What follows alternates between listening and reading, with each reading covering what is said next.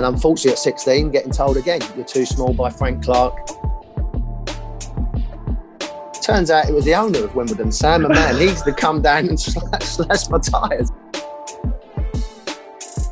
If I died and gone to heaven, I was fine, because I'd done it. This is a Cinema Beats production. Massive thank you for taking the time to join me today. I'm delighted to have you on here. Something that I always like to try and do when I talk to people and ex-players is take them way back. So even before football became a thing, and you was kind of just playing recreationally. Can you remember what the first pair of football boots or football shirt that you ever got was? I can remember the first football shirt because and thanks for having us on. My brother and my dad and I was born in North London, was an Arsenal shirt. So I remember the yellow one that Alan Sunderland scored the winning goal against Manchester United in the FA Cup final. So my first official shirt was the yellow one, and people like Charlie Jules. So now I'm really showing my age as well. But my dad was an Arsenal fan, and so obviously with my brother, I was born in North London near Islington, a place called Stoke Newington. So, there was only a mile away from Highbury. So I was a big Arsenal fan with the likes, as I said, was at the time Alan Sunderland, Liam Brady's my hero. So that was the first shirt that I had, being that as well. And I think I'm way back when it was the old studs, would have been a pair of Adidas. I'm sure they was called Brazil. Called Brazil. But a pair of old Adidas, like the Copa boots, that I had, and I never took them off for about 3 or 4 days. But I remember with the leather being the leather it was, I had to wear them in the bath to try and soften them up a little bit, because they wasn't the real expensive ones. They was a little bit cheaper, so they needed breaking a little bit with the old Dublin and Chelsea leather breaker in a little bit. So again, I'm showing my age now. So, but I had a pair of them. My brother probably gave me an old pair of his, but he's size feet 11, a bit too big for mine. But yeah. A pair of old Adidas boots and a nice yellow Arsenal away shirt. Nice. It's interesting because usually sometimes it's the opposite nowadays. People keep it very plain with the shirts, but then they have the very bright boots on, which they have. And obviously sometimes that can go in one or two ways. If you perform and you turn up, then it's not too bad. But if you don't have I could never get away with when Alan Ball wore the white ones for Arsenal. I could never get away. So it was strictly black and white, and they was the first pair I had. They might even had a bit of yellow in them somewhere along the line, but I soon cut that off as well. No, that's quality. To be fair, the Adidas boots, they're classics. Like I used to have a pair of coppers as well. And I've still got a pair of them and the World Cups. I've got a pair of the World Cups. I've still got them. In there. But I was lucky enough to have Predators when they first come out, when David had them. But the rubber on them was about an inch and a half thick. So when we had them as well. So I remember Neil Ruddock, he had a headband as well that he had as well in the early 90s that he wore for Adidas, and Gazza had them as well. So, that was our Adidas trampoline, we called them, because it used to bounce off about 50 foot away. But Beck's obviously started getting the rubber down a little bit. So it was more of a gimmick in the end, but we started wearing them, the Predators. No, it's quality. And I always ask people that, because I think sometimes boots have such a fond memory of when you first start the game. Like I said, nowadays, don't get me wrong, I'd never wear the flashy boots. I've not got the quality to be able to perform with them. But, just in terms of having that, like you said, sometimes you take them back. And do you know what? Even in terms of boots now, obviously, because there's just so many you could actually get.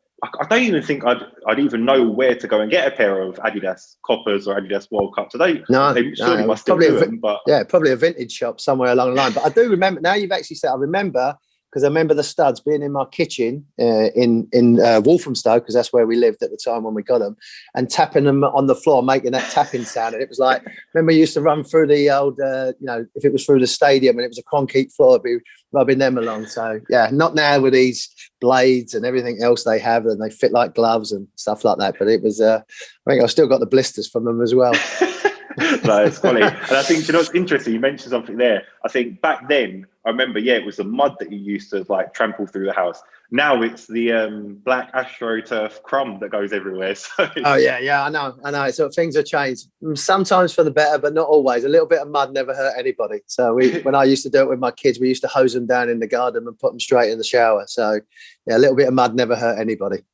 No, that's quality. So like you said, obviously you got giving your boots, you got giving your shirt as well. And I'll be honest with you, again, even when you're so young, you like to wear the whole kit. You often like to wear the shorts and the socks as well. And you just feel that as being a footballer. So how did the kind of journey start for you? Did you start off within a grassroots team, or did you just play recreationally?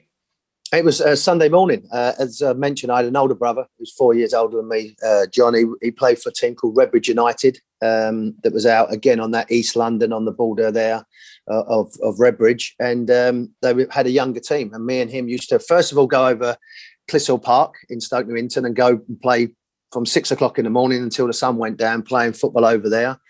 And then obviously going into a team when I was about 7 or 8. He was in the older team. They was looking for a younger player. And I took up then. That's all I really knew. It's funny. I'm still, obviously with my wife now. We've been together 20 odd years, 29 years. She used to go to school with her books and her pencils and a ruler, and I used to go with a massive bag with just a football in it, and that was it. And I remember carrying that around, a blue bag with my football in it, and that's just all I ever wanted to do. But my older brother pushed me. Told me you're going to be playing football, and I was lucky enough to play in a team and had a great time. And I think anybody that plays at grassroots Sunday morning, the shouting, the screaming, the mud, the hot cups of tea afterwards, you just buy into that, and then you have that dream of one time playing at the highest level, seeing Alan Sunderland score a winning goal at Wembley, playing for your country. For people like Brian Robson was a big fan. I was a big fan of his. That's what I wanted to do, and I was lucky enough to live that dreams. But it started somewhere, and it still holds that feeling. And when I think about it, the hairs on your back of your neck stand up in your stomach, and you remember them days where nothing really mattered. It's just about playing. It wasn't about if you had this, if you had that, or whatever. It was just about playing. And I carried that through my career because I loved every minute of it. And you miss it when you're retired. You're a long time retired. Yeah, 100%. And do you know what? You missed out one thing there, the deep heat smell. As soon as you remember that, you can't get rid of that smell. We put that in a few pair of jock straps as well for people as well at Wimbledon. That got stuck in some jock straps. So they started running a bit faster around the field then when they put that deep heat and smelling oils as well. Put that in there. No, it's quality. But yeah, like you said, things like that, you remember them so vividly as well. And, like you said, they're memories which, then you're playing so freely, no real structure. And obviously, don't get me wrong, coaches, I'm sure, probably tried to put a bit of structure and organisation in place. But like you said, you just enjoy playing football. And I think, like you said, those memories, you never forget them. So then obviously looking to kind of how your journey went on, like you said, you've gone to achieve some incredible things throughout your career. And obviously in terms of even just becoming a professional, like you said, it's kind of like living a dream in terms of what you set out to do. How was that sort of transition from sort of going from grassroots and then into sort of like, more of a academy type structure and then obviously going on to play professionally?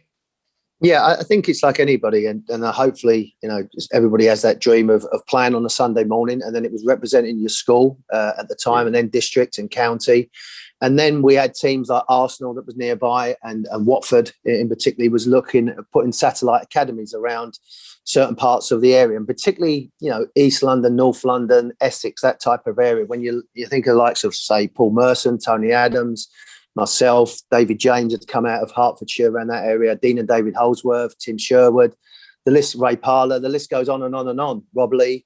So there was a lot of players that had come from that area. So clubs was looking out there. And I remember the age of like 10 or 11, I got invited into Arsenal Academy and Watford at the same time and was playing there. And then it stepped up a level, the intensity. I was, doing well, although I was only like 5'1" or whatever it was at the time.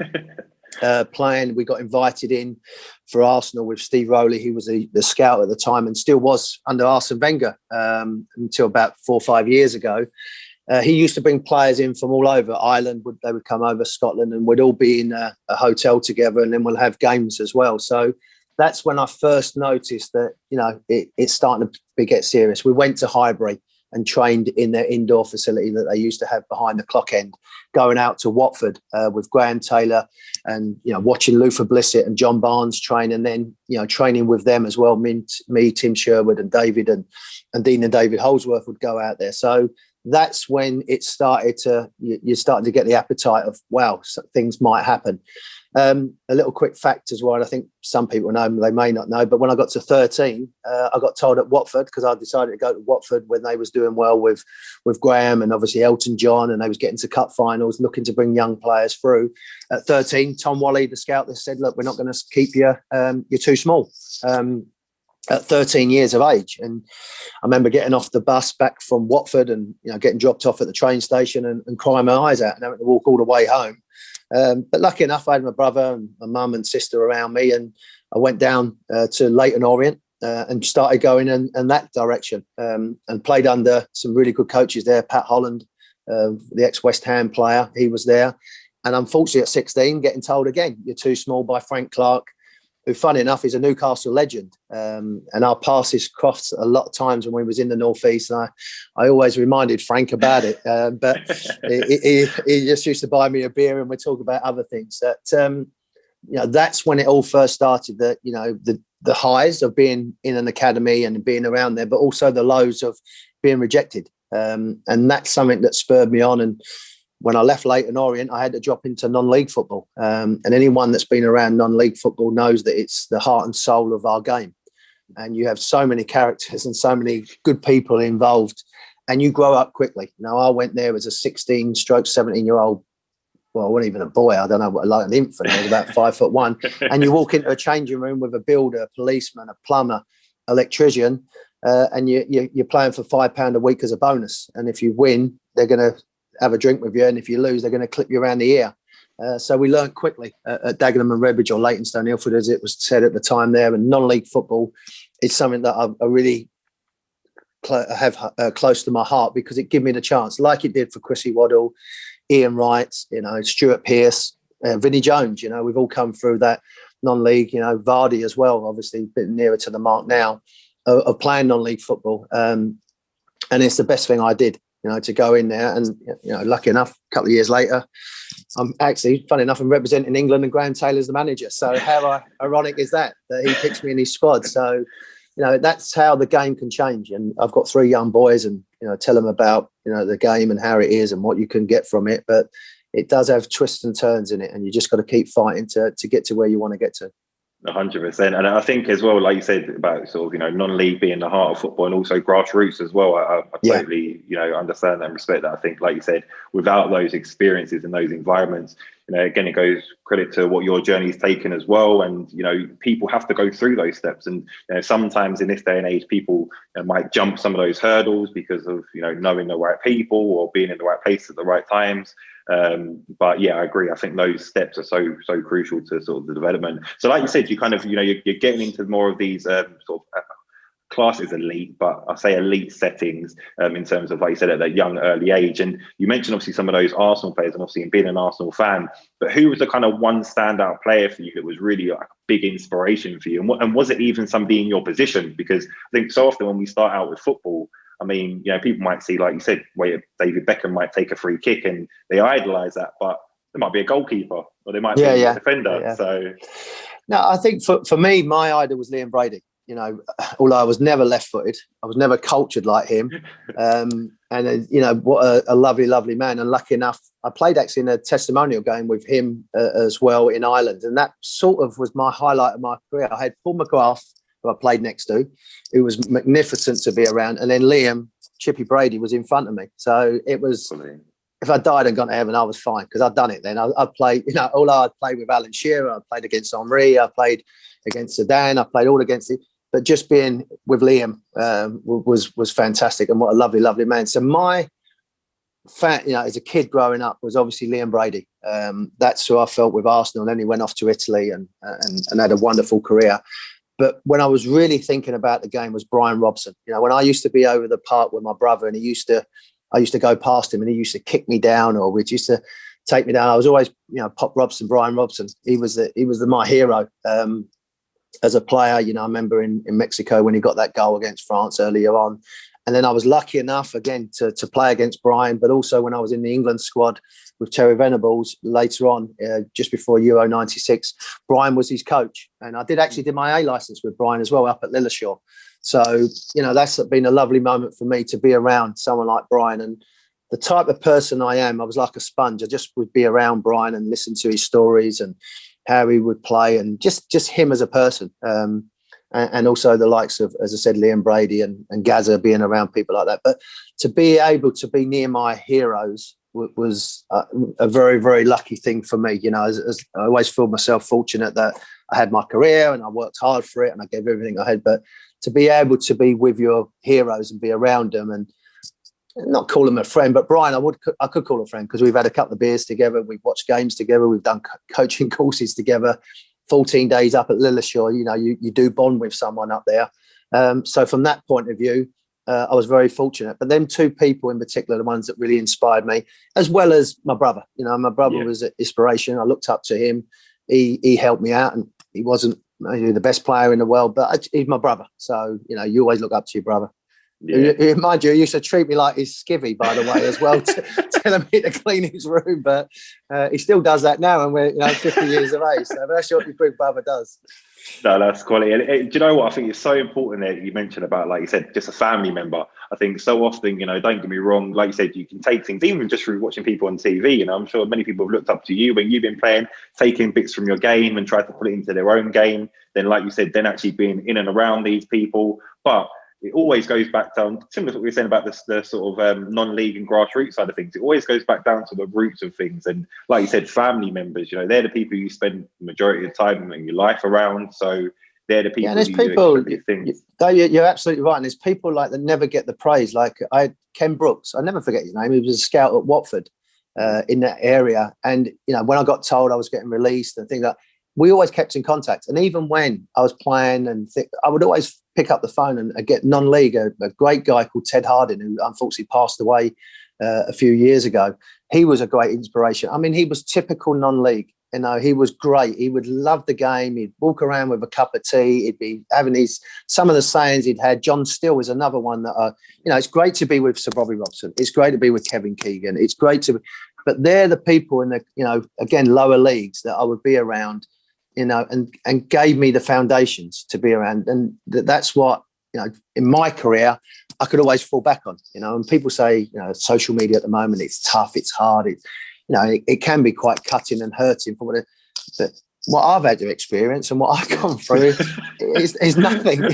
Waking up in the morning and someone saying, I hope you die, I hate you, is quite nice compared to what I had when I played down at Yeovil or Dulwich Hamlet or Bromley or something like that. So, you've got to rise above it and take it with a pinch of salt. Yeah, no, 100%. I totally resonate with that. So again, kind of going back into, like we were saying, you obviously had a magnificent career, obviously played for some unbelievable clubs, like you said, represented your country as well. What would you say, and I know you kind of mentioned briefly about the experience of, like you said, playing, even in a testimonial match with Liam, but what would you kind of say has been sort of one of the standout experiences which you've had along your journey? Because again, like you mentioned, being involved in that Wimbledon team, I can imagine more than one experience there. And then obviously, like you said, being able to represent your country as well, there must be a whole host of them. Yeah, I think, going back is making my debut as a professional. I had been non-league and been told twice you're not going to make it. And I actually went to Maidstone United and got, I think it was £250 a week. I could have gone to Barnet with Barry Fry and Stan Flashman and got 500 and bonuses and cars and tickets for any concert I wanted. But I wanted to be a professional. So when I made my debut against Peterborough for Maidstone, was a big step for me to actually, not that I'd made it, but I actually got to a level that I wanted to get to, And then ultimately, as I said, with that image in my mind of Alan Sunderland playing at Wembley, coming out at the Twin Towers, again, showing my age, but being at Wembley, doing that for Newcastle against my boyhood team, actually Arsenal, against that team in '98, and then going back again another year in '99 against Man United, who won the treble. Playing in the Champions League is always something that, as you get as a player, you want to be in that, playing against Barcelona and beating them 3-2 and playing against the likes of Figo, Rivaldo, Luis Enrique. They're the moments, and playing. And sometimes I take it for granted a little bit, but I remember a great player like Ian Rush saying to me towards that, have a look around where you're playing, because not everyone can do that. Not everybody. And this is Ian Rush, who won everything and was an outstanding goal scorer for Liverpool and Wales. And I remember sitting there at Old Trafford, 70-odd thousand people, St James's 52,000, a Highbury, whatever, and playing against Henry regular, Giggs regular, and you sort of in that moment, and you don't really do it. And then it's only afterwards, as I said, you retired a long time. You think, it weren't bad for a kid from North London that got told twice that you'd done. Okay, I never did what they did, won championships. I never, won the Champions League. I've never won a World Cup. I understand that. But I've done a lot more than, that I maybe set out to do. And that was through hard work and commitment. And they're the things that drove me on, even when I was at Newcastle, and you're up against competition about players, but every moment I enjoyed it. 220 games I played for Newcastle, and people always ask, "What's your favourite game?" Or what? All of them, because I know the game and I loved it. And I'd go, play when I was 15, 16, we'd go with our mates over the park and we'd go and have a kick around with them. And I wasn't playing football to get a car or a watch or a new designer suit. I played it because I loved it. And that's what I think's missed a little bit with people now. They think they want to be a Premier League player, but ain't got to do the hard work. And it is hard work. It's not easy. Hard work is being a builder, getting up at 5 o'clock in the morning, having to work on a building site, and then come back and make sure the kid and your wife's got some food on the table. That's pressure. That's hard work. But as I said, everything I played for. But playing for your country is a big point. Making your debut as a professional, playing for someone like Newcastle with them fans behind you. Great stories, being around people like Vinnie Jones at Wimbledon. When I first got my England call up, at that time it used to be a fax. So jokingly, I would call people up and we get people won't know what a fax is. So they won't understand it, but Google it and look it up. So we get a fax. So, Vinny would do the statue and say, okay, we're great to have Warren's got his England call up with Terry Venables. He's going to go, next week with England. Great. So we do a training session. I come back. Everybody's like, I'm thinking something don't smell right here. Everyone's being too nice. So I walk out to my car, which was, it was a Saab. It was a nice car, but not what they have now. I only had one car. Everyone else has about 5 cars now. So I got to my Saab and my tyres have been slashed. So I'm thinking, one, I ain't got the money to pay for it. I'm at Wimbledon, so I ain't got a lot of money to pay for it. And I said to Vinny, you're out of order. Why have you? I said, I never did it. I said, you effing did. I said, it's got to be you. If not you, it's going to be Mick Hartford or Robbie Earl or Scalzi or, someone would have done it. Turns out it was the owner of Wimbledon, Sam McMahon. He's to come down and slash my tyres and didn't even give me any money to help it. But that's his way of keeping your feet on the ground and that we stick together. Although you've been selected to play for England, you're still part of the crazy gang and never lose that. And, you gravitate towards that. And they're all great memories, as I said, that I was lucky enough to have and enjoyed it. I could go on and on. I've had great, times with people like Stuart Pearce, who's a legend to me. He's one of the funnest people I know and a great professional and, someone that we are very, very close with and a good friend. Alan as well, Shay Given, the list goes on and on and on. I've met some really, really good people, being involved in football, which I love. And, that's one thing, I live in America and I love it and the sunshine 365 days a year where I live, but I miss football. I miss that being around football and walking to a stadium and just that feeling of seeing the kids over the park playing covered in mud and sliding and tackling and, them type of things is what I do miss, but I had it for 38 years. So I'll probably be back about 20 minutes and I'd hate it, but it's, that's what I love about the game. And, I was lucky enough, as I said, to answer your question, they're the moments that keep me going. Yeah, no, it's quality. And I think even just a few of the points you made there, like you said, like in terms of, not singling out one particular moment, personally, if people who want to become footballers, like you said, that first game where you went out at Maidstone, just playing in front of fans, that must have been, like a tick box almost to say, look, do you know what? It's incredible. I've done it. Then obviously going on to achieve what you've achieved in terms of like club level and also internationally. And like you said, going around these other players, I think sometimes, because, like you said, it is also a whirlwind all the time. It's constantly go, go, go, go, go. And people often say about the whole thing of, your career goes so quickly and then you're at a retirement stage that you just don't, like you said, realise everything that's going on around you and who you're playing with, who you're playing against, what experiences you're having. And some of those key points you mentioned there about just the social aspects, I think it's so lost because everyone's so competitive in this day and age where they want to get to the top and it's all me, that they forget about that whole social element, which goes back to the grassroots and non-league stuff where that is so prominent there. And, really and truthfully, that's probably their release from, like you said, the jobs such as builders or such as plumbers and things like that almost.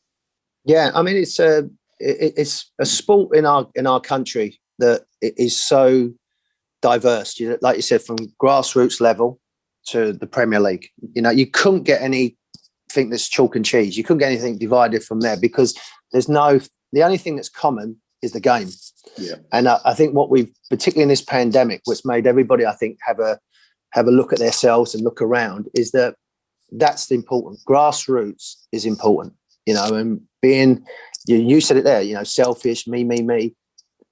There's a little bit more than just me. I know it's that world, and I'm not naive enough to say that we're going to start giving out things to everybody. But I think we've had a look at ourselves and said, can we help out lower league? Can we help out kids that don't quite make it, that maybe get injured and have to, I was the PFA chairman for a couple of years, and I've seen young players that you look like they had the world in front of them, and then they get an injury, and then they can't get back from it. Their mind's not right. They go down a slippery path. And that's where I think the PFA have to do more, the FA have to do more, the Premier League. We have to do more for our game. And it's not just about Premier League or the FA, it's about the game. And hopefully when fans do get back, we appreciate them a little bit more, rather than jumping in our Mercedes and saying I can't sign an autograph and spend 5 minutes with them. Because I was brought up on that in Newcastle. Me, Les Ferdinand, Ginola, when we used to go to the training ground, there'd be 4,000 or 5,000 people there. It'd take us 35 minutes to get into the changing room, but we were doing it because Kevin told us to do it, and Peter Beardsley, and that's what we did. And that's David Ginola, and Les Ferdinand, that was, top class players, and they spent their time doing it. They never really jump in a car and walk away. So them the type of things I think that we can appreciate. The coaches that are out there, or the people lining the pitches up at 5 o'clock in the morning when it's pouring with rain, they're out there doing that for the game. They're not doing it for anything else, because it ain't for money. It's for the game. That's I think is important. 100%. And I think it also goes back down to personality and characteristics. I mean, like you just said there, in terms of, you wanted to do that. It wasn't almost like, you may have been sort of advised to do it potentially. Like you said, Kevin was like, this is what you need to do to an extent. But that first initial point to now you saying, do you know what, I want to do this. I need to do this for the people who are supporting me, and things such as that. And even such as things such as this as well, giving up your time and sharing your journey, exposing your stories, and things like that. It's genuine down to your own personal characteristics and traits, I feel. Yeah, for me, it's important. It's important to give back, because like I said, and I said to my son, I give the game everything I had, and it gave me much more than I ever thought I was going to get, and at the end of it, I was 35. I drifted from Derby, gone back to MK Dons as it was at the time, and I'd had my journey, but I'd given everything, and it'd given me things that I could never imagine. And then as a coach now, I've done my UEFA, B, A, pro license. I want to give back. I want to coach, like I coached my kids the other day and just say, look, I want to try and give you 35 years of experience. And again, I've not just had Premier League experience, been in that bubble and been at Arsenal and been at the academy and had everything laid out and played on the great fields and played at, I've had a little bit of diversity, which has given me that foundation and a bit of character. And I wouldn't change that for the world. I really wouldn't, because I had so much fun. Like can you imagine playing non-league at the time when we was doing it? It was fucking crazy.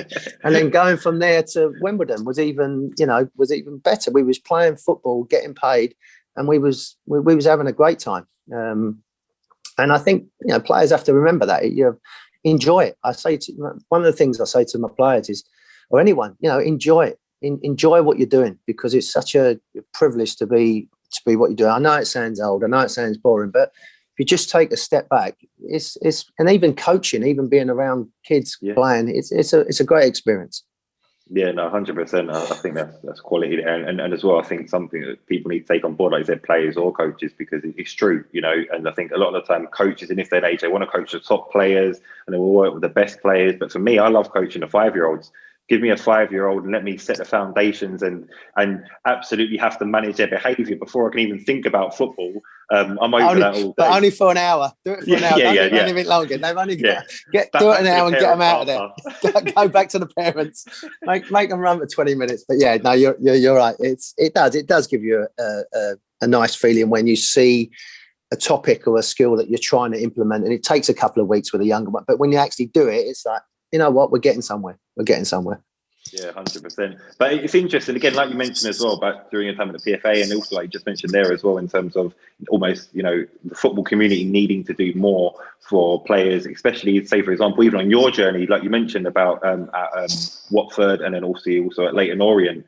Was there ever a stage, and especially when those things happened, did you ever kind of think, do you know what, if football doesn't work out for me, I may have to do something else? And if that thought ever came around, what could you even consider yourself doing?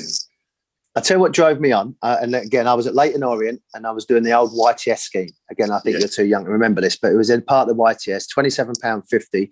You could work at Leyton Orient training 4 days a week. The other day, you had to pick a course at college. Okay. So me and a guy called Kevin, we done building and decorating. So we go to Redbridge College on a Wednesday. We'd go in there. I mean, we're trying to be professional footballers now. So we're having to do these bricks, lay the bricks out, and we're talking about how you scrub the paint down and do it. And anyone that knows me, I can't get my hands dirty. I hate it. So I was doing, and that in a strange way was like, I really don't want to be doing this. I really don't want to be laying bricks. It's monotonous. It's dirty. I don't want to be scrubbing doors and getting paint off a door.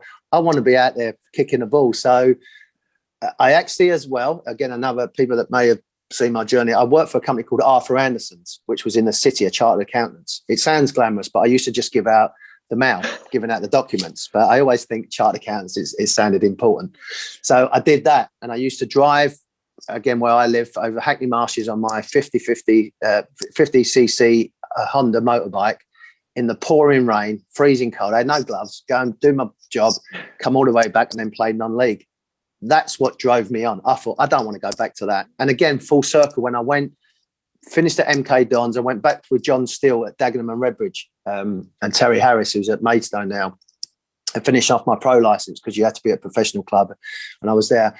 And John used to say, look, do you want to still... I was 36, 37, said, do you want to still play? Because Rob Lee, a good friend of mine, he was still playing at Wickham.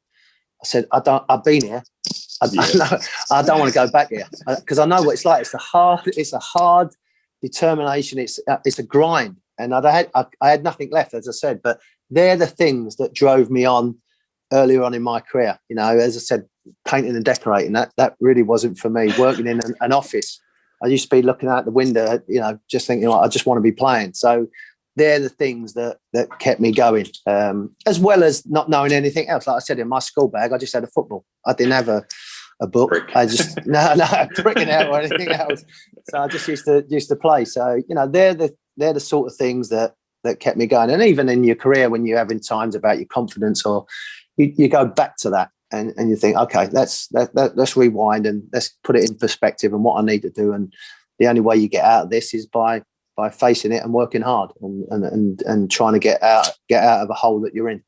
Yeah, 100%. And I think as well, I don't think there's been any footballers that have ever gone through a journey where it's just constantly been football, even obviously at a young age, even if they've been through the system. I think, like you said, there is always something, even if it's at school or college, they go through a sort of stage where they have to kind of get some sort of education behind them. And it's interesting hearing those sort of stories because, yeah, you kind of think, especially in terms of if you look back on it now and you go, right, what would I have done at that stage? And like you said, going into something like painting or being a builder, you just think, you know, wow, how much are my worlds apart from what I've achieved? But in saying that, the skills that you get from that. So like you said, some of the potential life skills that you may get from doing things such as that, even if it's like you said, the motivational side of you, where you actually like, do you know what? You said, actually, do you know what? I want to try and go on and be a footballer. This is not for me. But I think you do always get something from these sort of experiences and scenarios almost. I tell you what you get as well, my friend, you get a lot of respect from people because when they, you know, as I said, these people on the building sites, you know, they would want to change their life. And I think, you know, your life's a lot more pressure than mine. As I said to you, not, you know, getting up in the morning, kicking the ball around and playing football. Yeah, of course there's pressure. You know, there's expectations, there's pressure, there's everything that, you know, that we can talk about. But like I said, you know, that's hard work, being on a building site or going into an office and having to, you know, be on a computer for 8 hours a day and stuff like that. You know, it's a challenge. So yeah, they get my respect. I wouldn't swap it for the world, put it that way. No, I definitely agree. It's quality. But like I said, again, so obviously, you know, being a footballer, I think one of the things I always like to ask players is, and, you know, I can imagine the whole range of diversity within what may come out within this. But when you're a player and you're preparing for a game, what was the music like before you started a match? And who sort of had control of that music? Or was there even music? Did someone just maybe take the pair of socks or the water bottle and start singing their own songs out? No, we at Maidstone as well, when it first started with the music starting to be playing, and Wimbledon was anonymous with that as well. They started having the music system playing in the higher level, but at non-league it started as well. And we had Mark Gall, who lived over in South London, and he used to come in. He was the first one Smokey, and we called him Smokey because he liked to smoke. But he would come in with his car and it blacked out windows and it'd be boom, boom, boom. The music would be going. So again, at Maidstone, Mark was in charge of the music. Particularly when I was younger, I was like 19. I thought, this is great. I can get into it. But don't forget, we've got other players that are like 32, 33 that have been listening to Neil Diamond for most of their life. So they've got him coming in with a bit of techno, a bit of R&B, a bit of bashing around. And hip hop had started kicking in then as well. And so he would have that in our changing room at Maidstone. And then when also like raves started going around and all these different again, it's showing my age, this house music, garage music. Gary Cooper would knew a few DJs at these certain clubs and send us a tape at the time, not a CD, would be a tape. We'd be getting on there and we thought it was the bee's knees. And then obviously we went to Wimbledon, and again we'd have like maybe Roger Joseph was in charge of the music, or Marcus Gow, or one of them. Don't ever let Fash play music, because John Fashy has got the worst taste. Vinny started thinking that he was a bit of a DJ. He's the only, I said, he can't dance. How he's ever made a career out of acting and singing is a myth. But then we would have the music then blaring out loud as well. And we'd get someone that was maybe, Spoonie was starting to do his DJing and he's a big Liverpool fan. We'd ask him to send us some stuff. So at the 90s, when it started kicking in, the raves and all the garage music, and then we start having all that type of music. So yeah, it was amusing. But it was, what was so funny for us is to watch the older guys thinking, and they'd be like shaking their head. We had a guy called Les at Maidstone. We used to put the music on. It'd be mumbling. He was like the grumpy old man. I hate this. He'd go in the outside and have a cigarette. He would still have a smoke. And I mean, he was a good player, but he needed a cigarette. So we had the music there. And then obviously when we went to Newcastle, that someone would have the music. Alan again, Shearer has got the worst taste. He can't even dance, so he would just wander around trying to dance to some music going along. But it was all part of the motivation going forward. But yeah, it was all part of it. People thought it was cool and a bit hip hop and a bit trendy. Looking back, it was quite cringy, to be honest with you. But we thought it was cool at the time. It's funny because, do you know what? Everybody has the best taste in music until it's their turn to put something on, and then all exactly, of a sudden, you soon find them out. You go back and you think, oh no, I hope they don't ask me to bring something in. But we was lucky enough, been in that London area, and around there, we'd ask someone to send us a tape, so we'd have the latest underground music that was coming on. Kiss FM was just starting, so we'd just get someone off a Kiss going forward. That's quality. The unreleased music, getting the that was it. That was it. We was in the forefront of that. No, that's quality. But like you said, again, you played with obviously some incredible players, including yourself within that as well. And it's a bit of probably a cliche thing, but I don't always mean in terms of just the ability, but sometimes, like you said, I was going to say the social elements. Sometimes just like the overall characters and personalities. For you, if you say, for example, in training there was a five-a-side team. Out of all the players that you played with throughout your career, who would you choose to team up with you? Oh, wow. I think the goalkeeper would, I was lucky enough, David Seaman, but David would never bend down. That was his problem in training. He said, I'm not diving. I don't need to dive. So Shay Given for me was phenomenal. I was lucky with whether it was Shaka or Pavel Cernicek. Neil Sullivan was a top keeper at Wimbledon when I was there, and went on to have a really good career. But Shay would be in there. Well, this is a good one as well. I'd have to go with big Philippe Albert at the back, because as a defender he had a sweet left foot and could control the ball. His passing was phenomenal.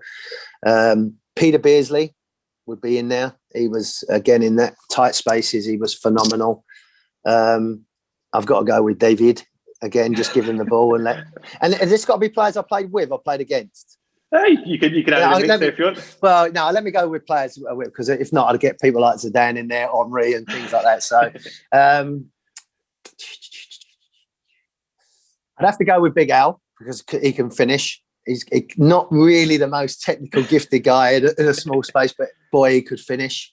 And I'm going to go with little Norberto Solano, the little Peruvian as well. So there's obviously a big Newcastle influence there. Sorry, fellas from the crazy gang. There weren't too many people that control it in there, but they would be the ones I'd have in there with Nobby and Shay, Philip, Ginola. Pedro and Alan. One of them would be on the bench. I'd have to put, just to piss him off, I'd put Al on the bench, actually. I don't think he's ever been benched in his life except when Rude did it. So we'd have to put him on the bench. He could be my super sub. No, that's quality. And to be fair, like you said, you didn't mention any Wimbledon players, but to be fair, you said that they was the ones with the music. So they just beat the crap out of you. If anything, they just beat the crap out of you in case you beat the game. So we'd have in there.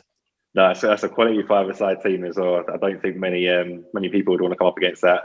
But yeah, and in terms of, like you said, obviously players, unbelievable players that you played with, and obviously some really incredible managers as well. For you, who do you feel was kind of the most enjoyable experience that you got underneath a manager? And obviously that's, throughout your whole career. It could even be the non-league ones in which you had as well. Yeah, I mean, going to Wimbledon and later on in my time there with Ray Hartford and Joe Kinnear. Ray Hartford was a phenomenal coach, and Joe Kinnear was perfect for Wimbledon with our culture, with our understanding. And that last year in '94, we finished 6th in the league, and that's when I got my move off to Newcastle. Playing under Kevin Keegan was sensational. When it was going right with the entertainers, the football, the fans, the media, how he was with everybody. Terry Venables as a coach was sensational. I mean, if you think going into Euro 96, predominantly everything was like 4-4-2 or 4-2, whatever the systems that, there's only 1 or 2 systems that he would play, that he would play 3 at the back and have McManaman and Darren Anderton as wing backs, not fullbacks, wing backs. So, and then obviously we beat Holland and Spain, and he was phenomenal. But for me, as I always go back to Sir Bobby Robson as a package, just tactically, he was phenomenal. Man management skills was brilliant. He's a gentleman, speaking to whoever it would be, whether it was, Mourinho or me or you or someone in a steward in the stadium. I remember being outside Selhurst Park and we was awful. We lost the game. He spent 35 minutes talking to the steward. We're trying to get a flight to get home, and he spent there talking about the game, 45 minutes or 35 minutes about the game. But just as a person, I think the game has missed him. Because, where he was in Porto, in Holland, Barcelona, anytime you watch that documentary about him, and you look at Pep Guardiola now, and I know Pep's got his great ideas, and a lot of that is through the experience of Johan Cruyff. But I also think of I watched it with Pep, and the way he said about Bobby handled the pressure at Barcelona, the expectation, the way they moved him away, he took it with dignity and with a lot of pride. And I think Pep takes that on board and really respects that of Bobby. And you hear him say today about Roy Hodgson and David Moyes, how he is about that, still managing the game at that age. And just hearing Pep, I can hear a little bit of Bobby in him. I know, their paths only crossed a little bit for 18 months or whatever, but you hear that respect of the game and respect for each other. I mean, it's easy when you're winning, and I understand he's got the money, but he still says the right thing at the right time. Even when he's had a bit of controversy, he's still got a way of coming back. And I think he's took some of that, I would think, off of Bobby. So, if it's good enough for Pep and, the way that Bobby's touched so many people in the game, if you could emulate someone and the way he lived his life, and again, I had a big influence. I only had 4 years with him. And afterwards, was a mentor, if you like, because anything I had a problem with, I would ask him, and he would always pick up the phone and be there for me. Sir Alex Ferguson, again, had time with him, and I never played under Sir Alex, but if you're anyone, you're lucky enough, if you get 10 minutes, just be with him, because he epitomises to me what the game should be about, even now. And that's the manager that had Steve Bruce, Brian Robson, Mark Hughes, then went to Cantona, the fledglings, and then went to Rooney and Ronaldo, and still won everything there was. So I think that shows you that you have that foundation. And for me, Bobby is in that mould. So Bobby, for me, would be someone that's given me so much in my career of how it should be. And if you're going to fail, you're going to fail. But if you're going to try and fail, do it the right way. And I think there's no shortcuts in what he tried to do. Yeah, 100%. And do you know what? Sometimes it's only the shortest amount of times that you need with individuals like that, and you can take the most away from them. And do you know what? Sometimes, I'm sure they probably did, because obviously seeing the influences in which they've had on so many players and coaches which have come through, but they probably don't even notice half the things which people are taking away from them just through, through standing there and so many different. Again, playing against Pep and being around, but then watching him evolve as a coach and the way he is, you can see where, and Robbie said that as well, try and take the good and the bad off of all coaches, whether it's been grassroots. There's some coaches that you think, Bobby, this fella's a raving lunatic, what he's doing. But there's a certain thing that he may do that you like. And, it's the same thing when Arsene Wenger come into the Premier League, what he did, how he tried to change the Arsenal culture of how it was predominantly, a social club to a winning athletic. I mean, you look across playing against Arsenal, you got, Big Tony, David, Petit, Vieira, Bergkamp, Omra, and then you got Freddie and Robert Perez, and then you got the two little rats at the back, Lee Dixon and Winterburn. You think, what chance you got? And then you look at United and what they had, and the likes of Paul Scholes and Keane and Stamp, and as I said, the list goes on and on and on. And they all have a certain DNA of what the game is about. So whether it's an age thing, but they've still got that modern idea of how the game should be played, but also have a foundation of what it is to win games.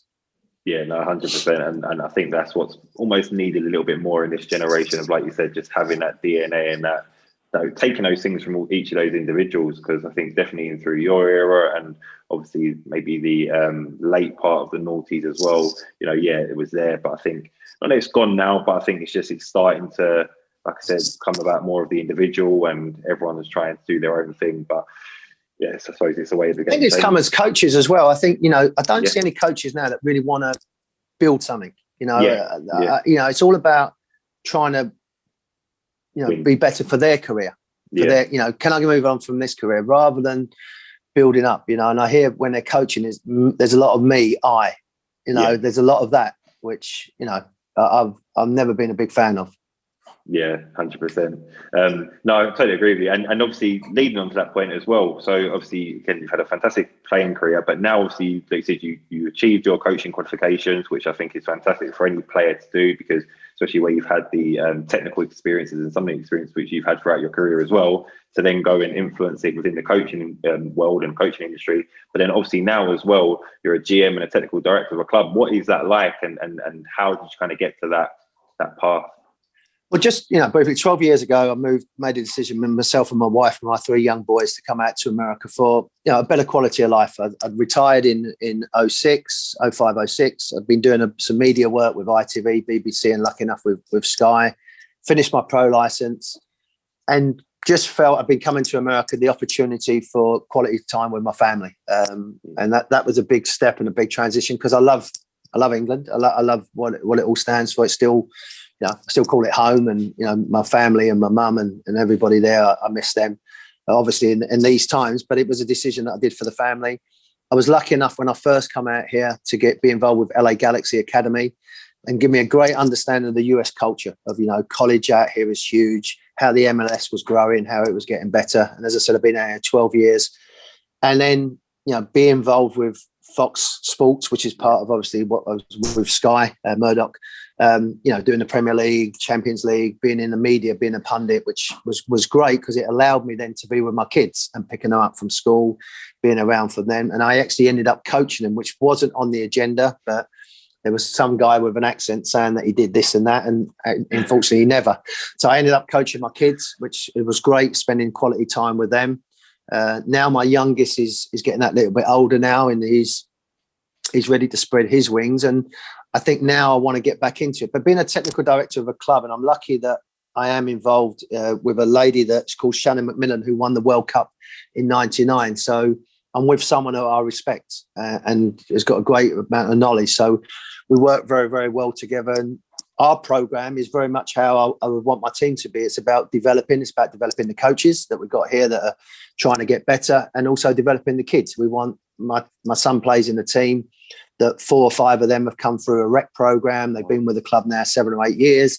We've developed them, and they've become a really, really good team. And that's a big part of it. So being part of that, developing, the hardest thing is dealing with parents, because it is they do pay a hell of a lot of money over here, and they expect a service. So with that, you have to also be part politician as well, and deal with certain aspects. But the biggest part is obviously, like you just mentioned, coaching, being with the kids, giving them a little bit of time and seeing them develop. So, as I said, I'm very, very lucky that the life that I've had out here, I spent time with my family, doing something I love, which is coaching. But there is a void in me that I want to coach at a high level. I want to have a go at it. I still feel I'm young enough and hungry enough to get that opportunity, but it's just trying to be patient, which is not something that I'm very good at. I want to have a go. I want to try and do it. The league's growing out here with the MLS. There's another league that's called the USL League that's growing again. A lot of influence and a lot of money's being spent in facilities and stadiums all over the United States. So, I'm just there waiting. But while I'm waiting, I'm getting experience. I'm getting, coaching every day. And, I always say, coaching is coaching, whether it's 17-year-old kids that have got a goal to try and go to college or be a professional one day, or being in the changing room where you've got international players. It's still dealing with players and dealing with their aspirations and whatever it may be. And, it doesn't faze me. I was lucky enough to be at a big club and, being at Newcastle and dealing with big players. That wouldn't faze me, going into a changing room with international players. I was lucky enough to do that for 15, 16 years. So I can handle that. And I just feel being a pundit as well gives you an insight of different games, whether it's been the Bundesliga, MLS, League MX that I'm doing now.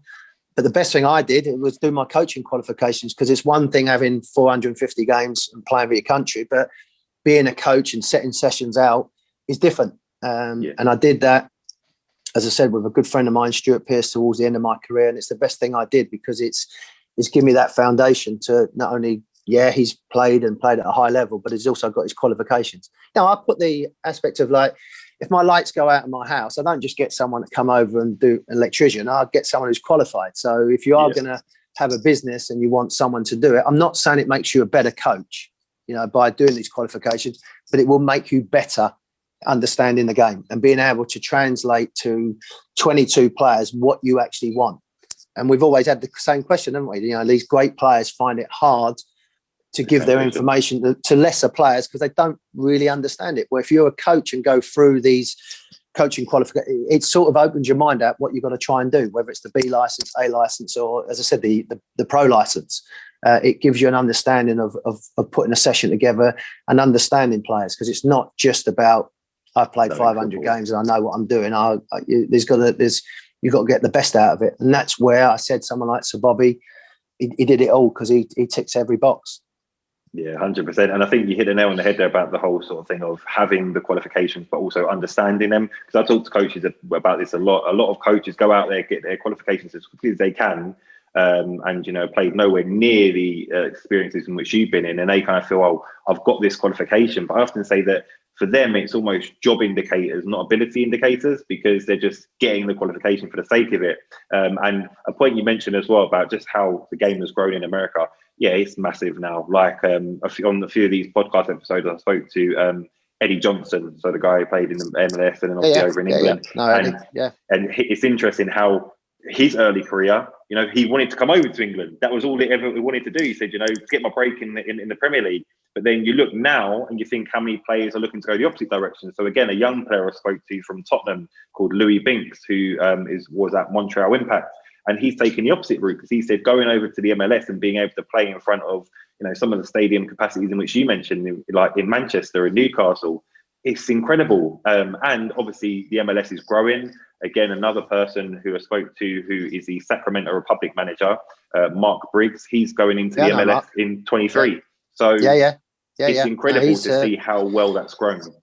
Yeah, you've only got to look like Atlanta, Seattle, 50, 60,000 people that are going to watch the games, and going to LAFC, which is obviously close to where the Galaxy play. They've done a magnificent stadium, got a really good culture, obviously got an experienced coach with Bob Bradley being in there at the beginning. As I said, all these, Sacramento, they've done a great job. Warren Smith was up there putting it all together. They're ready to go. It's a great area to be. And that's where you want to try and get to. Nashville is one. Austin's coming into the league. Yeah. Cincinnati got Yat Stamp, just built a magnificent new stadium. So, it's definitely growing. It's against the NFL. It's against Major League Baseball. It's against college, which is obviously huge over here, but it's definitely finding its way and finding its feet over here. It reminds me so much of what the Premier League did in the early 90s, where it was a bit cool, trendy. And I remember, Roy Keane's statements, the corporate people, but you need that. You need to get that level. But also what they're trying to do now is with their academies, they're trying to bring young players through. Instead of leaving like Christian Pulisic did and going to Dortmund, they're trying to bring them up over here because they've got a chance of homegrown players that can, represent their hometown and have what we have as a culture. We want it to play for your local team. And that's what they're trying to emulate over here. But it's definitely going in the right direction.